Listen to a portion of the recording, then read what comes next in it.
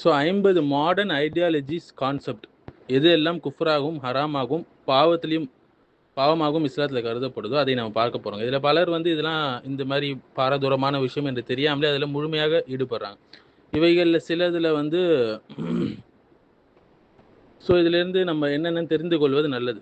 So 50 விஷயங்கள் என்னென்னா, secularism ஆகட்டும், டெமோக்ரஸி ஆகட்டும், ஹியூமனிசம், ஏத்திசம் ஆகட்டும், டீயிசம் ஆகட்டும், மாரல் ரிலேட்டிவிசம் ஆகட்டும், சயின்டிஃபிக் மெட்டீரியலிசம் ஆகட்டும், அடுத்து டார்வினியனுடைய ஸோ இன்றைக்கி மாடர்ன் எம்பிஏல சொல்லி கொடுக்கக்கூடிய ஸ்ட்ராட்டஜிக் லீடர்ஷிப் அண்ட் விஷன், மேலும் எம்பிஏ ஃபோக்கஸ் பண்ணக்கூடிய லாங் டேர்ம் விஷன் ஆகட்டும், மிஷன் அலைன்மெண்ட் ஆகட்டும், சேஞ்ச் மேனேஜ்மெண்ட் ஆகட்டும், இது எல்லாமே நபிஸ்ஸல்லல்லாஹு அலைஹி வஸல்லம் உடைய சீரால நீங்கள் இதுக்கான அடிப்படைகளை நீங்கள் பார்க்கலாம் இல்லைங்களா. நபிஸ்ஸல்லல்லாஹு அலைஹி வஸல்லம் ஒரு கிளியரான லாங் டேர்ம் விஷன் வச்சுருந்தாங்க. தௌஹீது, மேலும் அதில் நீதித்தன்மை நிலைநாட்டுதல், மேலும் ஹிஜ்ரத் செய்யும்போது நீங்கள் பார்க்கலாம் இடமாற்றத்துக்கான திட்டமிடுதல், மேலும் வந்து அபாயகரமான நேரத்தில் என்ன மேலாண்மை நம்ம கையாள வேண்டும், மேலும் சமூக கட்டுமானம் ஆகியவற்றுக்கு சிறந்த உதாரணமாக இது விளங்குகிறது.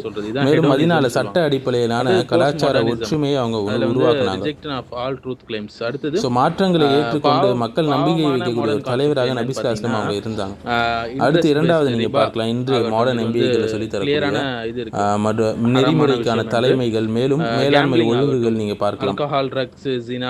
அதாவது ethical leadership and corporate governance சொல்லுவாங்க.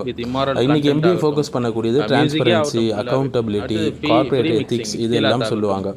நபி ஸல்லல்லாஹு அலைஹி வஸல்லம் சீரால நீங்கள் பார்க்கலாம். இதற்கான அடிப்படைகள் நபி ஆக்கப்படுவதற்கு முன்பே அல் அமீன் என்ற பெயரால், நம்பிக்கைக்குரியவர் என்ற பெயரால் அழைக்கப்பட்டார். மேலும் ஊழல், மோசடி, பாகுபாடு ஆகியவற்றை நபி ஸல்லல்லாஹு அலைஹி வஸல்லம் மறுத்தாங்க.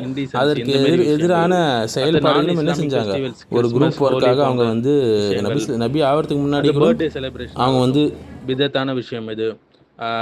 அடுத்தது வர்ஷிப்பில் பிதா கலந்த விஷயங்கள், விச் கிராஃப்ட், சார்சரி, அமிலட்ஸ், இது போன்ற விஷயங்கள் குரான் அல்லாத. அடுத்தது அஸ்ட்ராலஜி, ஹாரோஸ்கோப்பு.